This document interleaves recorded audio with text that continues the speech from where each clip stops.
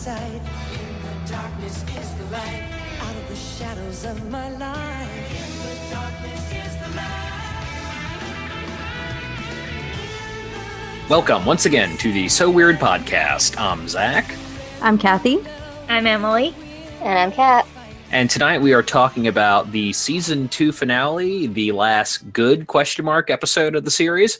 And we are talking about Twin, which is episode 39, production order 226, the last real Fiona episode. I think we've all have a lot to say about this one. It's a pretty pivotal moment in So Weird history.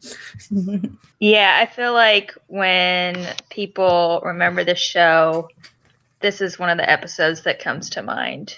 Especially thinking back on how heavily this episode was promoted, because I still remember seeing the commercials for it playing on Disney so often. Yes, the behind-the-scene featurette, like the 2-minute long featurette that explained the CGI at the end of the episode, was shown constantly. Yeah, I remember that too, because I don't remember much about season 1 and 2 watching it as a kid, but I definitely remember that when they go up the elevator and they show the green screen of the floor where Fee's hanging off the ledge. And I remember the, I believe they were like white dots on the wall where the 3-headed specter demon thing comes through. I know. I thought that was so cool as a kid. That was like my first glimpse into green screen, that promo. And now looking at the CGI, I'm like, that was so bad. Well, it looks like CGI that a TV show in the early 2000s could afford. Yeah. And I definitely absolutely remember that little featurette there. Is that survived? Is that on YouTube somewhere? It was at one point. It was in terrible quality. Yeah. I would love to see it in good quality again. Yeah, it's still up, but I'm just amazed because it aired so much, and yet there isn't a good quality version of it out there yet on YouTube. Well, like so many things to do with the show. So I guess we should probably talk about what Twin's actually about. Yeah, so surprise, surprise, we're talking about twins. And do they have some sort of special supernatural connection that bonds them together that could survive anything, even death? Yeah, so Fiona and Molly Molly's in New York to film a performance for a late night talk show, and they are visiting with her late husband Rick's sister Rachel. Twin sister. Twin sister, Twin yes. sister. Of course, very important detail. And Fiona is spending the night with her aunt, and she awakes to see that Aunt Rachel is writing, or all her hands are moving strangely in her sleep. She puts a pencil between her fingers and finds out that she is doing something called automatic writing, which is when your hand appears to write without any input from your mind, and she's drawing these strange symbols. Eventually, we discover that this was a special twin code that Rick and Rachel cooked up when they were kids, and Fiona believes that her father is sending her messages from the other side, and it leads to a skyscraper there in the middle of the city, in a city that is definitely New York and not somewhere in Vancouver. And and then, well, some shit goes down. So, Yeah. did I miss anything? No, it's a good general synopsis. One thing that is mentioned early on is the idea that they're pressuring Molly to sing Love is Broken, and that's special because everybody thought that it was a premonition of Rick's death, because she wrote it before he died, and it sounds eerily similar to the way that he died. Yeah, if you actually look at the lyrics for Love is Broken, there's some pretty heavy foreshadowing going on there. Yeah, and Aunt Rachel and Fee are talking to her, like, was it really a premonition? And of course, like, Molly doesn't believe that she has premonitions, but she always says that she gets feelings. So she said that, I think she was like walking outside of New York with Rick and she got a feeling. Actually, it's interesting to note that when you compare the actual script for the show and then when you watch the episode, Molly's line about saying, "I don't think it was a premonition," got cut from the show. Like, the most important parts of this episode in terms of like backstory and getting into that weird stuff got cut because of Disney. Yeah, well, we should mention that we have procured a copy of the original screenplay for this episode, and we will be mentioning that all throughout because there are some interesting differences, especially as we get near the end of this episode. Such a treat, I just have to say, because, I mean, we've heard for years that the ending to Twin was different originally than what aired, and now we have proof.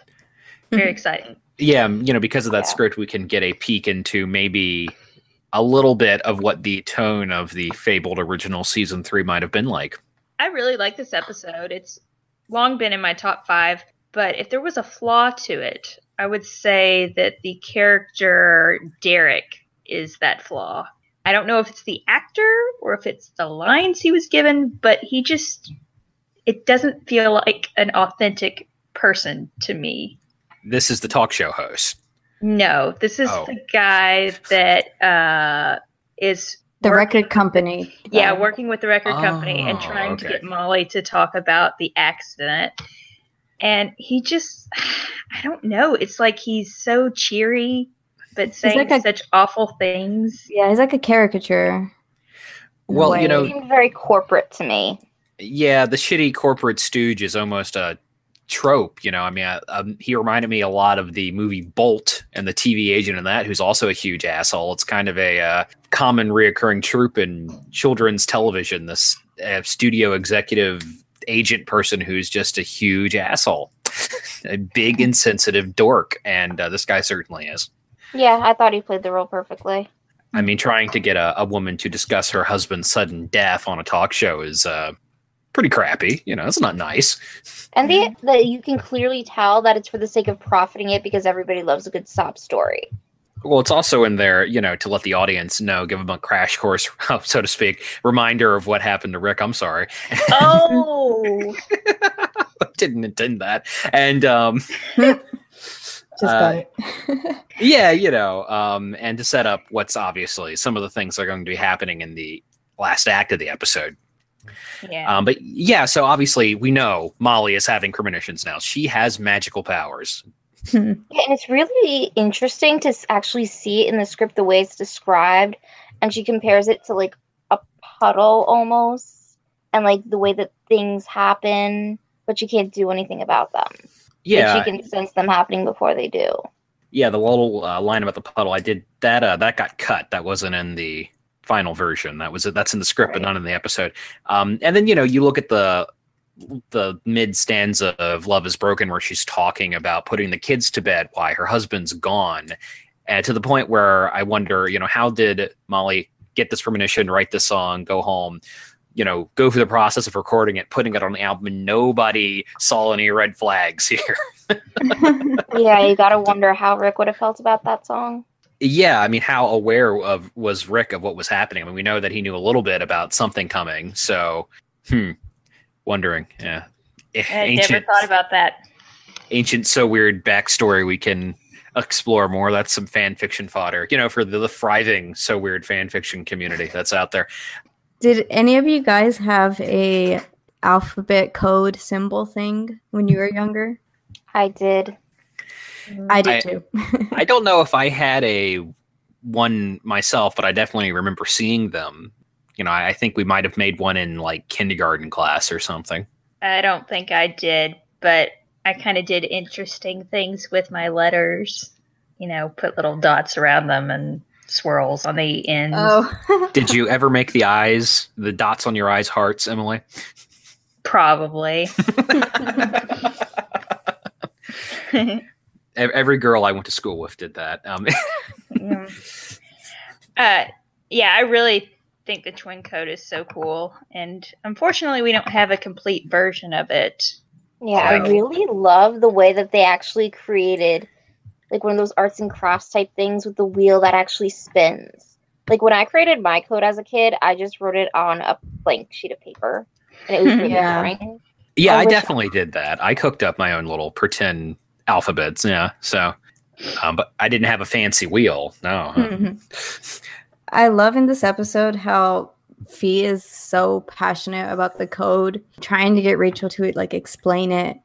It's like something that I like is the scene when they're gonna watch Molly perform in the studio, and how Rachel is getting another message, and Rachel's like, I don't know the code, or I don't have the code with me, but Fee like memorized it. It just shows like how passionate she is about this, and also because it's a connection to Rick as well. I really like how I can see so much of Jack and Rachel. Like, she's so logical, and when Fee's trying to convince her, oh hey, Aunt Rachel, you wrote this while you were sleeping, she was like, well, these symbols aren't ancient anything, it's just my brain telling me that I need to get some rest because I'm super stressed out at work. And she comes up with these logical explanations. It seems very Jack-like. Yeah, kind of makes you imagine Rick and Rachel having a very similar dynamic to Jack and Fiona did when they were kids. And also, I want to point out that I think the writing, their code, it's a little vaguely Celtic looking, isn't it? Just me? No? Okay. I'm not sure what Celtic writing looks like. Yeah, I don't know that either. Well, I just thought it was a little interesting considering the role Celtic lore plays in, the backstory of the show. Mm-hmm. Yeah, and I like Iris Quinn as Aunt Rachel. She gives a good performance, and it's nice to see that character. Yeah, I like her too. But at the beginning, her first lines, it sounds like she's putting on an accent. Have you all ever noticed that? Her R's sound, I don't know, it sounds like she's trying to sound Irish or something. Oh, yeah. Yeah, she says, guys like that try to make everything about hooks and PR because they don't understand art. You see, I'm getting more pirate than Irish from that. Sorry. I don't know what it is, but it's very noticeable and a little distracting just at the beginning. But yeah, she's great. And, it's cool seeing Rachel because apparently Molly thinks that Rachel says some things that remind her of Rick. So it's kind of like we're learning a little about Rick by seeing Rachel. Yeah. Yeah. And that actress, Iris Quinn, has shown up in a couple of things over the years. Been lots of television, X-Files, stuff like that. She's been in a couple of movies, Hideaway, The Possession, Slither, bit parts here and there. She was in one of the Twilight things. Good for her. She did an episode of Supernatural. Lots of Canadian television. And, the thing with automatic writing, do we have any thoughts on that as an actual phenomenon? Has anybody experienced automatic writing in their lives? No. I only heard about it in So Weird, and I don't think I've really seen it much in other shows or mystery stuff that I watch. Well, it comes up a lot when it comes to spiritualism and stuff like that. Those people who acknowledge it at all usually say it's a result of the idiomatic hand motions. Oh, damn. It's the same thing that makes Ouija boards move. Oh, okay, yeah. Yeah, it's your unconscious hand movements you're not even aware of. So as far as we know, there's really no basis in actual science about what, people getting messages from the dead with automatic writing. But what about twins? Does anybody have any experiences with kooky, crazy twins? No? No. Jesus, I'm really on a ball tonight, aren't I? Well, no. I feel like I have a psychic with my sister sometimes, but we're not twins. One of my closest friends in high school had a twin sister, and sometimes they would trade places and go to each other's classes and see if anybody noticed. So nobody ever did. Going back to that point that you just made, comparing automatic writing to a Ouija board, that reminds me, towards the end of the script for this episode, when Fee and Rick meet on the roof, and Fee asks him about the messages, Rick reveals in the original script that he wasn't sending her any messages. It was a devious spirit that was trying to lure her up there in order to hurt her. I thought that was a brilliant twist, and it also makes this seem less like automatic writing and more like Rachel had been possessed. Demonic possession. Possessed somehow. Forcing her to do that. Like, it wasn't coming from her. It also explains how those symbols got on the outside of the building.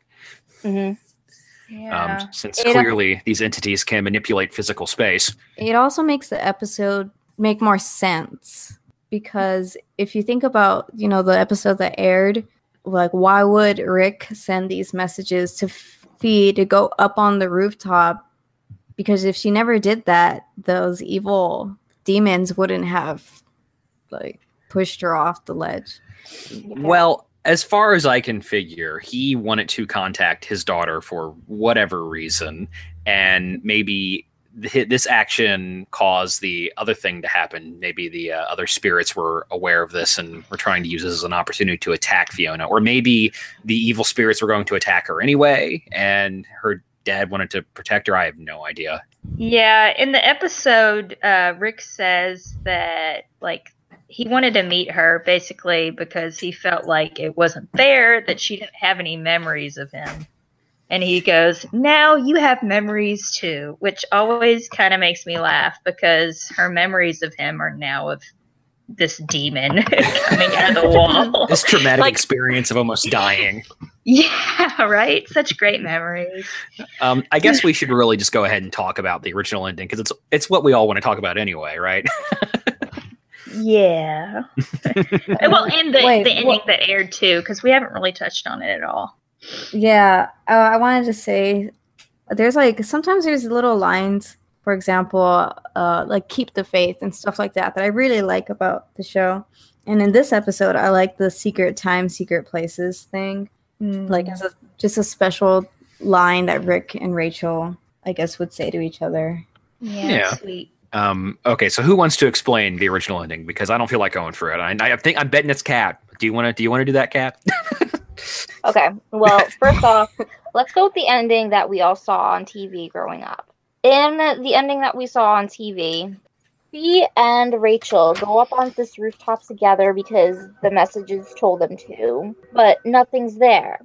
So after looking around, they go to leave, and after Rachel leaves, the door slams shut behind her, and Fee tries to open it, but it won't budge. So this crazy three-headed demon thing comes out of a wall. Fiona looks at it, screams, runs away, While Love is Broken is playing. The thing pushes her off the roof, and she's gonna fall. Jack and Rachel try to lean out a window to pull her into safety, but they're way too far away, and it was never gonna happen. So Ghost Rick shows up to save the day. Ghost Dad. Yeah, Ghost Dad saves the day. And we've touched on this a little bit about how he just wanted to meet her so that she can have memories too. And they say their tearful goodbye, and it ends kind of bittersweet. In the original ending, it was the same thing at first with Rachel and Fee up on the rooftop. Fee looking for Rick, not finding him. They decide to go. An interesting touch is that originally we were supposed to see Fee checking the time, looking for the exact time where it was on the letter. And at first they got there a little too soon, as was in the message. Like 10 minutes early, so I guess that's when nothing happened. And once the door slams shut, there was another line said where as the three-headed ghost comes out, it would spell out the words die on the wall at Fiona. And first off, how do you guys feel about that? Because I feel it's pretty cheesy. I think it definitely would have looked cheesy with the CGI that they were using. It would have looked really bad. You know, as edgy as the show was allowed to get for the Disney Channel, I cannot imagine them actually having a demon come out of a wall and tell its teenage girl protagonist they are going to kill her. She is going to die. I mean, I know that like back in the day around the same time, Cartoon Network would have to censor the anime they showed because they wouldn't even let them use the word die or kill. They always had to say destroy or send to another dimension. And so it would kind of surprise me to see that in the screenplay. In the script, we actually get the name of this entity. Mm-hmm. Yes. Yeah, it's called Nyx, NX, and what that made me think of is in Greek mythology, the goddess of the night is Nyx with a Y in the middle. So I wonder if that was an intentional reference or not. I don't know. Mm. And it's referred to as the Unholy Trinity, which is very appropriate. I like the description it gives in the original script because it's hard to tell what it's supposed to look like in the episode because the CGI is so bad, but it's described as 3 floating torsos with one ghostly tail with swirling black holes where their faces should be. So I thought that was nice. That sounds scary. Yeah. And what we saw, it sounds like the ghost face from Scream. Yeah, in execution, it kind of does look like a CGI, 3 CGI ghost faces fused together. Mm-hmm. But I think for me as a kid, I think I would have liked the whole die thing because I would have been like, whoa, now it's getting pretty crazy and dark. This is edgy. Yeah, exactly. I thought it was really interesting because over the years, I heard rumors that in the original ending, it wasn't Fee that was supposed to fall off the roof, it was supposed to be Rick. But then to actually see in the script, Fee was pushed off the edge at first. So it was similar to what we saw with Rick pulling her up. But then instead of going into that tearful, oh, now you have memories too, yay, family reunion, we instead saw Rick warning her about that those messages were not from me. Evil lured you here, and giving her this little lecture on the supernatural about how evil forces do exist in this world and they are trying to hurt you. Being that was pretty cool. Yeah, and I guess and then it goes on with Rick wrestling with this three-headed entity and falling into a portal together. Yeah, and the way they describe it, it was taking all of Rick's strength to pull Fiona up the first time for him to take on a corporeal being. And then the entity was there to kill Fiona. And he even told Fiona, like, you are going to die. And it tried again to push her off the rooftop, but Rick was supposed to, like, contort his face in pain, kind of go all He-Man out and get his body back for that moment to intercept the lunge, and then the wraith or the demon would tackle Rick off the rooftop, taking him presumably to hell. Yeah, and the original script has a really downbeat ending. I mean, it's raining. First off, Fiona is crying and her teardrops are lost in the rain like the end of Blade Runner. And, her and her brother go off together and it feels like, well, the heroes have not won this one. This is a loss for the good guys. And it's actually a pretty bleak ending for a season finale for a kids show. Yeah, and then they also mentioned that at the end of Molly's performance of Love is Broken, that we would see that Molly would have tears on her face as well. Yeah, and in the episode that aired, it looks to me like she might be crying at the end. That if that was the way it was supposed to be for the original script as well. Like, they didn't change her performance any once they refilmed it, which we should point out. The original ending was filmed. Ooh. Yes. So that footage is out there somewhere. It is. Locked away in a Disney vault. Who's going to break in? But I noticed that too, and as I was watching, I kept like pausing it to see, because the way it is, like, they zoom out on Molly in the final shot and they fade out before you really get to see closely, but it does look like she's crying a little bit. And then at that final shot of Jack, Fee, and Rachel walking away on the rooftop, you see Jack's arm around Fee, and you can't see one of her arms. It looks like one of her hands would be on her face because she was crying. So maybe they did keep the original shots for that, just edited it so that you couldn't really tell. Yeah, that seems likely to me. I didn't know they had actually filmed that original ending. I want to see footage of Rick's actor struggling with a tennis ball and a stick as he falls off the roof there. Wow, that's cool. Now, I've always heard that the reason they changed the ending is because they knew at this point that Kara was interested in leaving the show. Now, is that true? The way it's described in the FAQ, it was a combination of reasons. It was like this, during the filming of this episode, everything went to hell in a handbasket because Kara decided she wanted to leave during the filming of this episode, like midway through. And then at the same time, Disney, I guess, was watching the filming and was thinking, whoa, guys, this is taking things too far. We need to lighten this up. So that's the way I understand it from the FAQ, is that both of those things happened in tandem, apparently. Or, that's the way that John Cooksey wrote it, maybe to just, I don't know, not make it too dramatic, Yeah.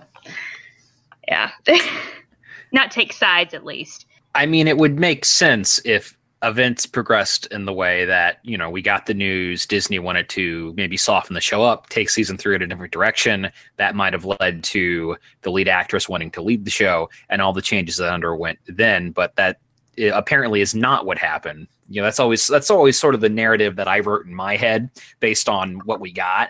But from what we've read, apparently that is not what happened. These two events were not related in any way. Yeah. But the ending as it exists now, what do we think of all of that? The ending that went to air. Like, do we like that ending? Would we have rather seen the other one?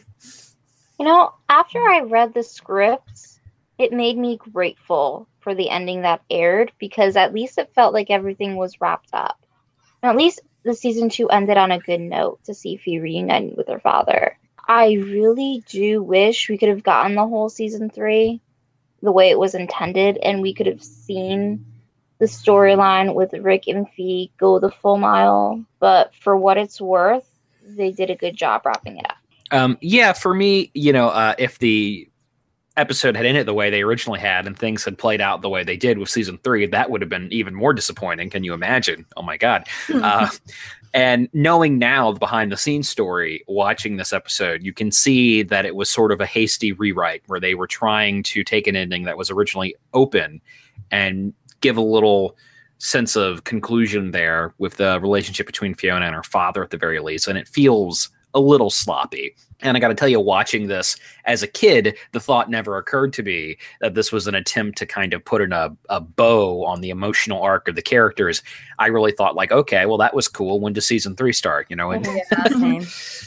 I still wanted to see resolution to the mysteries and things they had set up throughout season 2. But watching it now, knowing all of this, knowing what would come, it's still pretty good. I think they did the best they could with the situation as it played out. And I appreciate the attempt to at least give us some sense of finality. Yeah. Also, there is another children's show that this reminds me of, Strange Days at Blake Halsey High, that was canceled too soon. So to try to rectify the situation, because they were canceled before they could finish all of their loose ties, the creator of the show opted to go in the darkest route possible. And the series finale ended with the main protagonist basically ending the world and finding herself in this terrible alternate dimension. Bitchin'. That strategy worked for those guys, and they did end up getting like an extra 3 episodes combined into like a little TV movie for them to wrap up the loose ends. But I feel like if So Weird had gone with the original twin ending and then we didn't get that and we just got the season 3 that we ended up with, it would have been terrible. Oh, yeah, no, I'm sure it would have played out awfully, but it is interesting to think that if they had gone with the original ending, maybe we wouldn't have gotten season 3 as it was originally imagined, but maybe we would have gotten a better ending to Fiona's story arc than Lightning Rod. Yeah. Yeah. If it had ended the way it was supposed to originally, fans would have been protesting, I'm pretty sure. If season 3 started up with Fee giving everything up and it all over to Annie, everyone would have been super angry. Yeah, well, I don't know, who's to say, but I don't know if Disney was getting angry letters in 2001 when, Annie came on and the show's tone completely changed. I know I was annoyed watching as a kid. It's sort of fun to think there was even then roving bands of angry protesting So Weird fans annoyed at Disney's injustice. Yeah. Alas. That's a conversation we'll need to shelf for next time. Oh boy, I guess that is the next episode, isn't it? Oh, good, happy days. I'm looking forward to that. Overall, what do we think of this episode like altogether? Putting aside everything we know with the original script, the original ending, everything that it was meant to set up, just as a standalone episode of So Weird, how does Twin hold up? I think it's high up there because it has that little phenomenon about the automatic writing, and I really love kind of like the climax, not really the climax, but when Rachel finally, like, she's writing, but she's not sleeping, and it's like she's actually believing that it's Rick, and they go off to find whatever they're going to find. Like, I really love that scene and that moment. I like the episode a lot. I think it's a good one. I really enjoyed the play between Fiona and Rachel. This is a character that's new, and we're really getting, and even though she's a new addition to the cast in this episode, we still get that sense of warmth between her and Fiona right away, and that's really well done. And I love the song. I love Love Is Broken. And I love the way it's used in this episode as the soundtrack for Fiona having this confrontation with this entity and then a reunion with her father. All of that works pretty well, I think. And I like how it builds slowly. It starts out with a phenomenon like automatic writing that doesn't seem like that big of a deal. And we get more and more information about the history of the show, the backstory of the characters before it leads up to this big conclusion. I think it's a really solid episode for sure. Mm-hmm. Yeah, I agree. This episode, as I said, has been in my top 5 for a while. I don't know, mostly for the ending, the scene on the roof. I just think that the editing is really well done. And, reading the original script made me appreciate the writer even more because he has all these sound cues in there for like when the music plays and what should be happening on the screen at that time. And I think that was one of the best parts of the episode was just the timing of the music and what was happening. It made everything so emotional. And I've watched this episode before and sobbed like hysterically at the ending. I'm not going to lie. It's happened. So it's just a really powerful scene. And that's why this episode stands out and is one of my favorites. Does it give you the feels, Emily? Oh, man, yeah. I even cried the other night, and I've seen this episode, I don't even know how many times. But I want to cry now. It's such the end of an era, and this is such a classic episode of So Weird. It has to be one of the top episodes, because the demon really brings the aspect of the supernatural into the show. I think it's probably one of the best villains that they've had so far. Especially because you don't see Fee going to her typical, ooh, what's this? This is cool. It's running away, screaming, who are you and why are you doing this? She's actually scared of something. And as a kid, I was one of those weird kids who liked being scared, and that's why I love this show. So I love it for that aspect. I love the song Love is Broken, and I will sob just listening to the song alone. Bittersweet ending. I really like how they used Molly's little power of like being able to sense things that can happen or are happening. So yeah, during her whole song, it's like she's feeling all these things of Fee like getting pushed off a ledge, and like in the script they said that she felt a loss all over again when Rick left. Yeah, so sad. And so she's like, she doesn't really know what's going on, but she's feeling everything. And it's like, wow, being someone in the audience, if this was real, that must have been an amazing performance. Okay, so what do we think of the talk show within the talk show? All Night Long. And what's the guy's name? Greg Kincaid.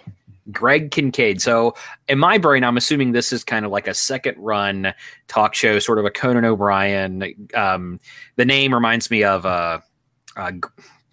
what's his name? Kilborn, the dude who did the Late Late Show and the Daily Show in the first season. Craig Kilborn. Yeah.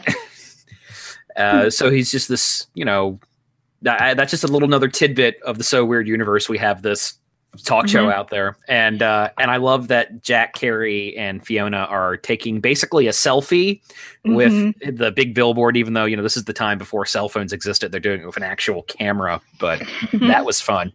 Yeah. I also really like the way that Carrie makes fun of him by drumming the pencils at his desk on the empty set, and then later when Rachel's watching him on TV, we see him make the exact same gesture. So you get the sense of like this guy's kind of treated like a bit of a joke by them. Oh, and there is some good Jack Fiona stuff in that moment too, when he says, "How now, ancient Sumerian cow?" Yeah. Yeah, and there's whenever Fee's talking, Jack and Carrie are acting like Carrie's the talk show host and Jack's the guest, and Jack's walking up to him and shaking his hand. It's very cute. Yeah.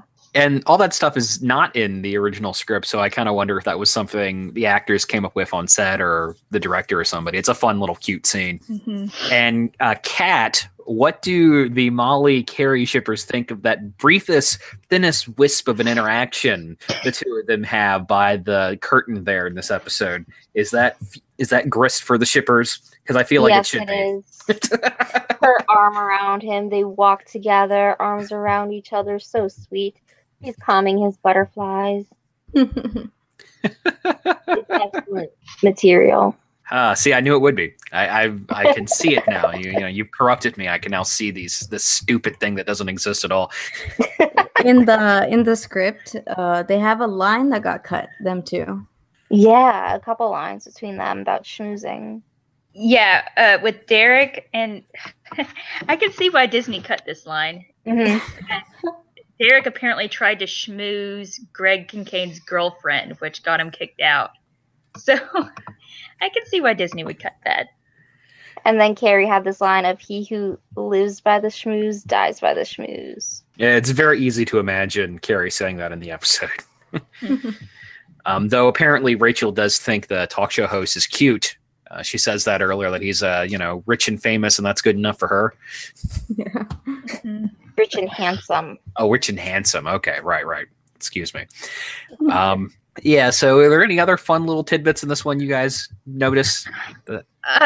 One thing from the script that made me appreciate something that happened in the episode a little more was we hear Rick say, he kind of explains why his body's able to become transparent, because that's something that didn't make sense to me as a kid, is why he was able to grab V.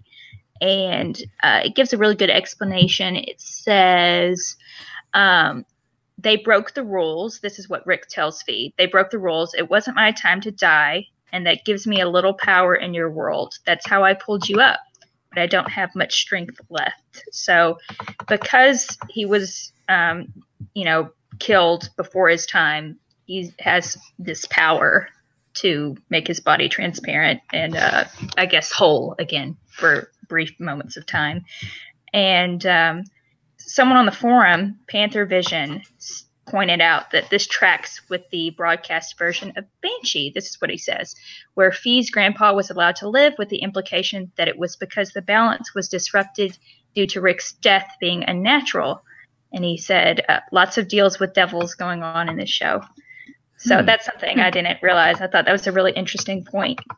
Well, that is interesting, though. I understand why they cut that bit of dialogue, because it feels like pretty stumbly, unnecessary exposition. I mean, in the show, I think even as kids we got it. He's solid when he grabs her, picks her up, then he goes transparent. Some sort of magic hoo-ha's going on behind the scene. Though a thought that just occurred to me, because Kat said family reunion earlier.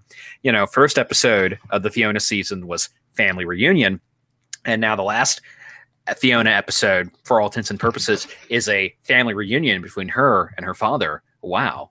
Check that out. Ooh. Everything coming full circle there. I'm going to get emotional. And also, card. Yes. And also, I have to point out that, Aunt Rachel is a lawyer, so that means that she is a single female lawyer fighting for her client, wearing tiny miniskirts and being self-reliant, to quote Futurama there. Sorry, I had to get that out there. You can cut that out. That was stupid.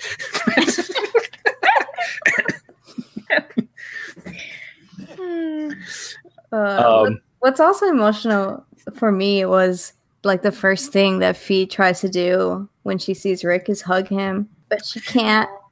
Yeah, wasn't that a nice little touch? She's so desperate to be close to this father she never really knew, but even now she can't actually touch him. I felt that was a really sweet little moment that you maybe don't immediately notice on your first watch through.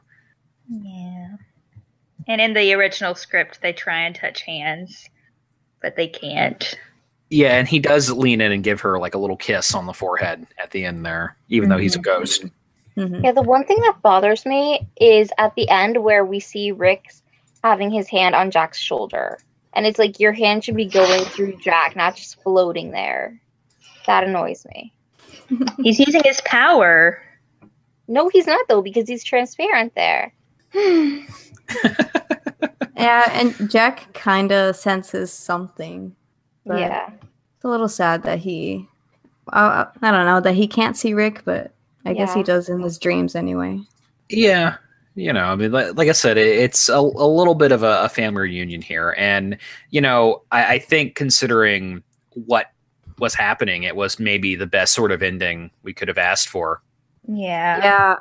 I like the line where, when you said that it was a little sloppy, just like a little bit, because there's silence sometimes between Rick and Fee, and Fee saying like, "What do we do now?"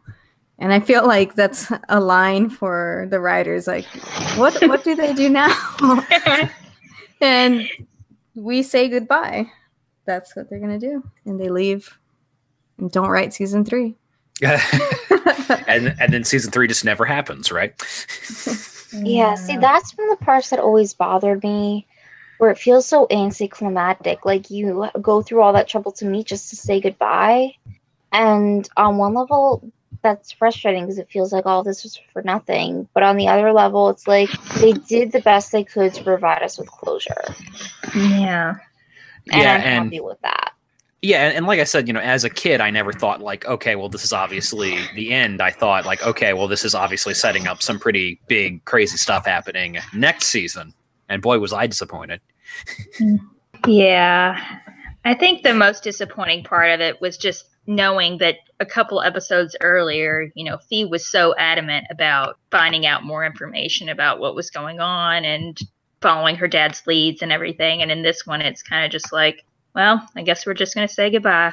It's too dark. Let's stop, Yeah, it's definitely a bit of a bittersweet experience because on one hand, it's a pretty good episode in of itself, and there are moments to it that are satisfying.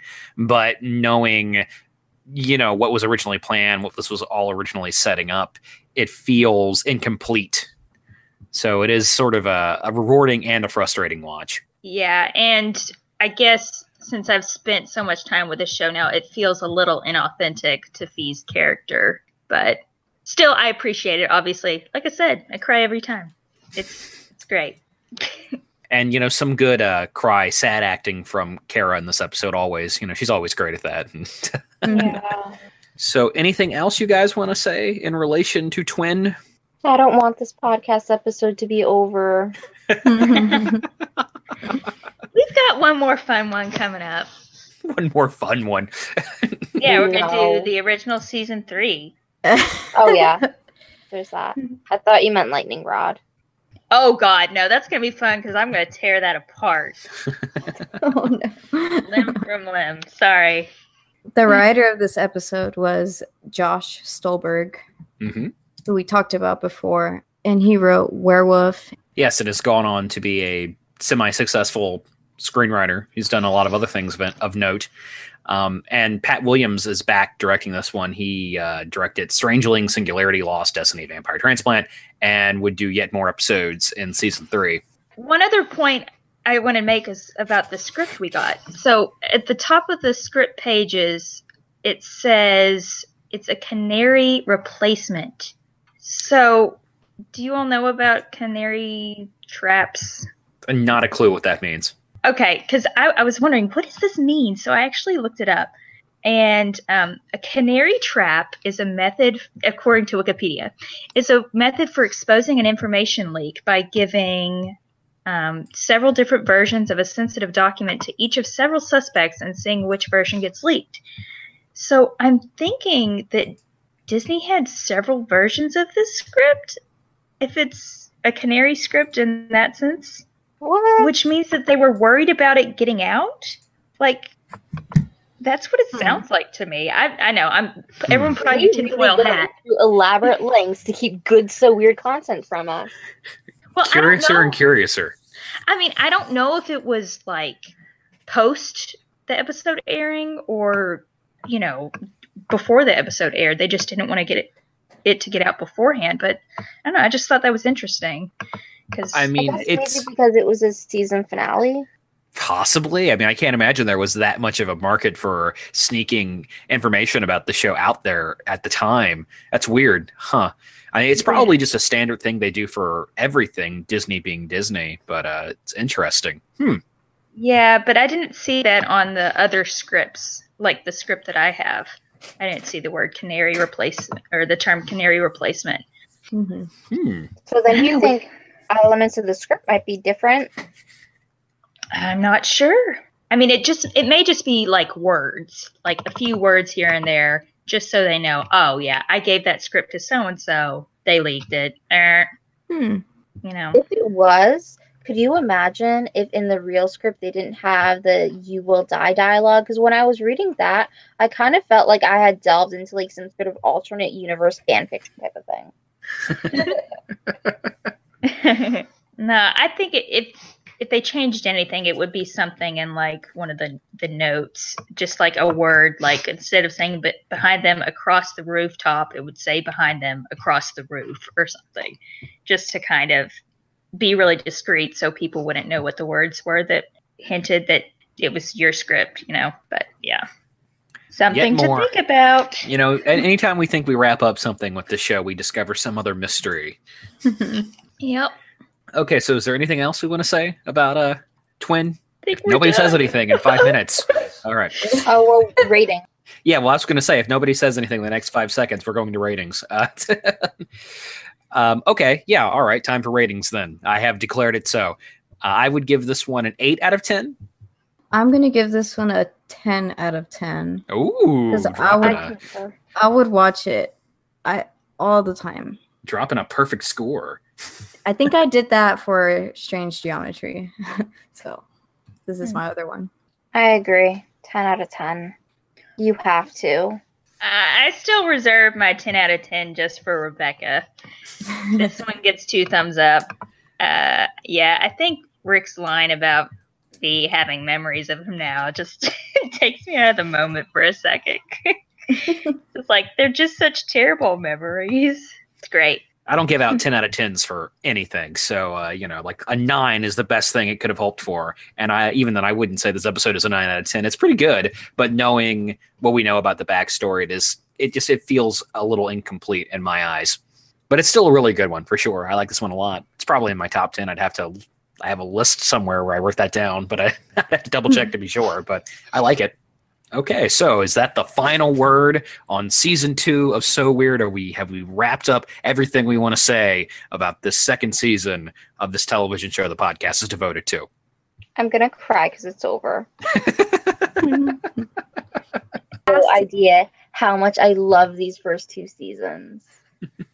Yeah, the sad part is we're done reviewing the first 2, but anyone wondering, the podcast is not over. Oh, yeah. And we still have interesting, cool things to look forward to, such as interviews with cast and crew. Fingers crossed on those interviews. Hopefully we can make one of those happen someday. Yes. And and we are going to be talking about season 3, but yeah. But next episode, we will be talking about the season 3 that was planned. Yes. So that's exciting. Very exciting. I mean, it feels a little redundant because we've been talking about it all throughout season 2, but yeah, but there's a lot of information we have. Like we have episode synopses for a bunch of episodes that we can unpack. Yeah, and I think we would also, use an opportunity to talk about like maybe what we would, our ideal season 3 in our heads. That's something we discussed as a possibility as well. So are we ready to move on to the So Weird feedback corner? Do we have any? Oh, yeah, that too. We don't have any. Do we have anything else to talk about? Sometimes we get feedback on older episodes all the time. You never know. Yeah. Oh, Disney Channel is launching a new television show on their, actually, I guess it's Cartoon Disney or whatever it's called, that is called The Owl House, which is a horror comedy about a teenage human girl who stumbles upon a portal to the demon realm. And I'm like, why don't you give us So Weird first? Well, and this, I read a little about this. Some of the people who are involved with Gravity Falls are involved with this new show, right? Yeah. I believe so. So, well, and Gravity Falls had some vague thematic similarities with So Weird, just about kids investigating weird stuff. Yeah. I'm sure it'll be great. I enjoyed Gravity Falls. So As did I. I. It'll be really good. Yeah, it looks cool from what I've seen of it. I'll be giving it a look for sure. Yeah. It's just funny because, Fee was going to go to a different dimension or hell or whatever to rescue Rick. And then there's this new Disney show about a girl going to a demon realm. And I'm like, well, there is a fascination with kids in that age group and the supernatural. I mean, it was true when So Weird started. It's still true now, clearly. Yeah. I guess when you get to that age, you just start having questions about the universe. but they have to keep it as cartoons now with comedy. Yeah. Well, that's Sad. kind of an issue I have, unless it's very rare these days that we get an original action cartoon, unless, if it isn't based off of a comic book or a movie, it's very rare we get just a standalone action cartoon these days, which is, I guess, just the nature of the beast. All our original animation properties are comedy for the most part. It's a little frustrating for me, Yeah. So, is that it? Are we putting the stamp on this forever? Season is dead. I'm sad. Well, Too. as Rick says, or as he said in this episode, thank you for always believing. But that would be better for the actual end of the podcast. Oh my gosh. Thank you for always believing. And keeping the faith. Yeah. All right. So we ready to sign off? Okay. Yes. All right. Well, this has been the So Weird podcast. I'm Zach. I'm Kathy. I'm Emily. And I'm Kat. And thank you for always believing. And now you have memories of So Weird too. The power is yours. Okay, I'm stopping it now. And the fire's burned out. You're going for a ride. Don't go.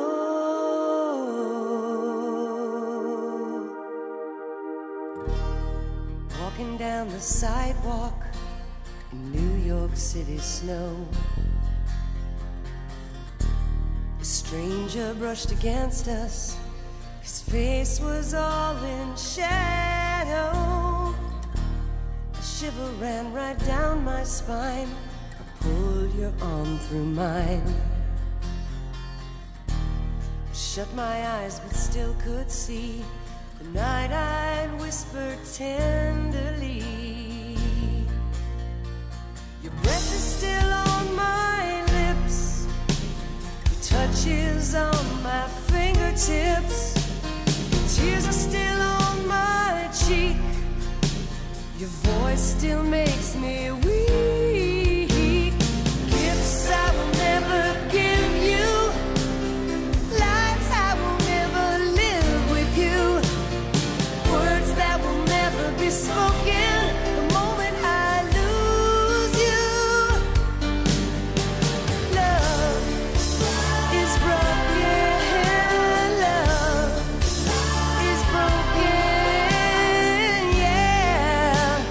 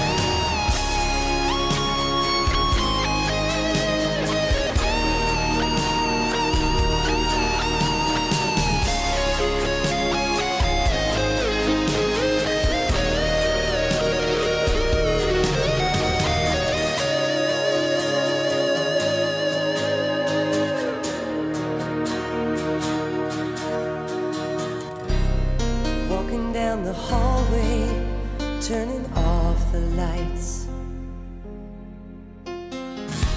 There's no need to wait up for you. It's time to say goodnight. You know the day you go away, then I'll become a ghost, doomed to walk the world without the one I love most. Your breath is still on my lips, your touch is